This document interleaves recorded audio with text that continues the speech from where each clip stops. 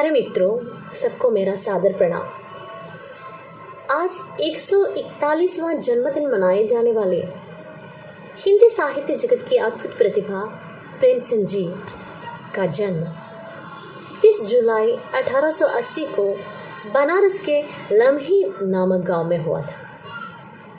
प्रेमचंद जी ने हिंदी साहित्य के खजाने को लगभग 1 दर्जन उपन्यास और 300 से अधिक कहानियां, 3 नाटक, 10 अनुवाद, 7 बाल पुस्तकें, हजारों पृष्ठों के लेख, संपादकीय, भाषण, भूमिका, पत्र आदि से भरा है।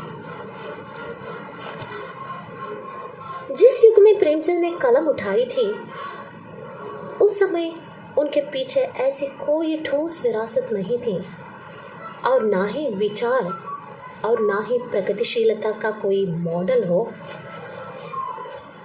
उनके सामने था सिवाय बंगला साहित्य के। ऐसे होते भी उन्होंने गोदान जैसी कालजयी उपन्यास की रचना की, जो कि एक आधुनिक क्लासिक माना जाता है।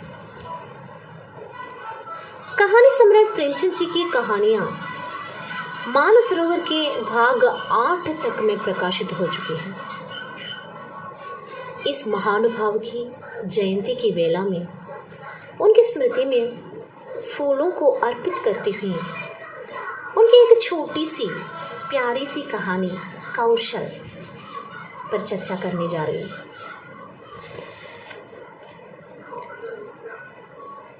कहा जाता है कि मुंशी प्रेमचंद जी अपनी लेखनी से जिन किरदारों को रच देते थे, वे किरदार ऐसे लगते थे जैसे हमारे साथ ही उठ बैठ रहे हों। ऐसे ही पात्र थी कौशल कहानी की पंडित बलराम शास्त्री जी और उनकी धर्मपत्नी माया जी। माया जी की एकमात्र इच्छा थी एक सोने की हार पहनने की। उसे खुद चाहती थी वो। बलराम शास्त्री जी की दृष्टिकोण से सोना खरीदना चोरों को न्योता देना है। कभी अपने जीवन में अपनी पत्नी के लिए कुछ करना उनके लिए कुछ मायने की बात नहीं थी। प्रेमचंद जी ने ही बताया है, खाने और सोने का नाम जीवन नहीं है, जीवन नाम है सदैव आगे बढ़ते रहने का, सदैव आगे बढ़ते रहने की लगन का। इस कहानी के पात्र को देखकर शायद उन्होंने ऐसा बताया होगा। ऐसा ही नहीं, अनेक पात्र है इस तरह का। अनेक बातों से ठाल दिए जाने वाली इस बात को, अपने पति के इस बात को माया जी ने कितनी आसानी से उन्हीं से करवाई।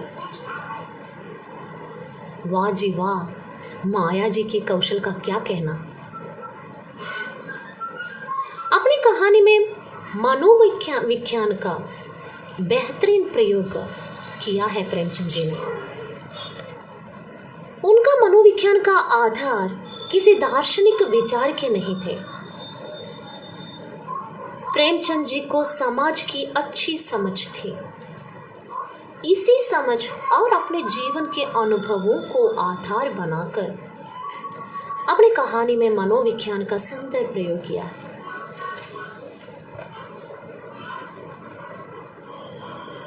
बलराम शास्त्री जी आलस दिखते हैं। प्रेमचंद जी ने बताया है, आलस्य वह राज रोग है जिसका रोगी कभी संभल नहीं पाता। लेकिन अपने मान सम्मान को किसी के कदमों के नीचे रखना बलराम शास्त्री जी बिल्कुल नहीं चाहता। इसलिए कर्मठ बनकर अपनी पत्नी की इच्छा की पूर्ति सीधे तो ना सही पूरा कर देता है। देखिए, किसी न किसी बात पर झगड़ते बिगड़ते दाम्पत्य आज के जमाने में, उसे सच्ची में कैसे बनाए रखना है, कोई इस कहानी से सीखे, माया जी से सीखे।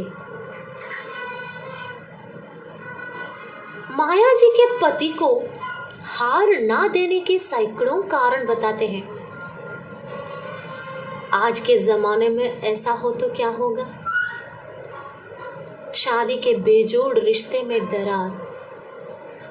लेकिन देखिए, माया जी हार ना मिलने पर ऐसे कुछ नहीं करती हैं जो उनके परिवार, उनके पवित्र रिश्ते को तोड़ डाले।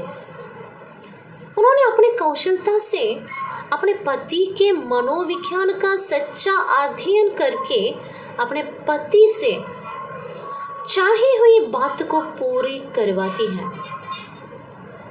पति आलसी है, काम नहीं करता, तब माया जी क्या करती है? चालाकी करती है, अपने पड़ोसन का हार लाती है और रात को यह कहकर हल्ला मचाती है कि चोर उसकी हार ले गया। अब दूसरों के लिए हार को वापस देना जरूरी भी था, इसलिए पंडित जी ने उसी दिन से काम में जुटते हैं और दिन में सोना तथा फसूल का सैर सपाटा सब कुछ छोड़ देते हैं। थोड़े ही दिनों में पंडित जी बढ़ी हुई आमदनी से हार बनवा देता है। जब हार बनकर पत्नी के सामने आ जाता है, तभी माया इस राज को खोलती है कि उसने एक कौशल किया।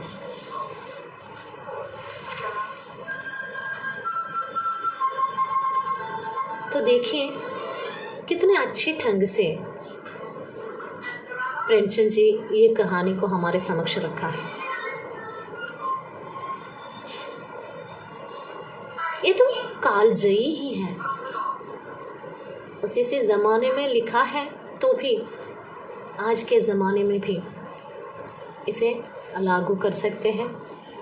इसी का उपयोग करके उस पवित्र रिश्ते को बनाए रख सकते हैं। ऐसी सीख भी प्रेमचंद जी हमें देते हैं। एक जीवन के एक छोटे से पहलू को लेकर ही ये कहानी उन्होंने यहाँ प्रस्तुत किया है। फिर भी कहानी में नवीनता दिखाई पड़ते हैं। सचमुच कहानी के जगत में इतनी सारी खूबियां प्रस्तुत करने वाले महान प्रतिभा के सामने प्रणाम करती हुई मैं समाप्त करती हूँ। धन्यवाद।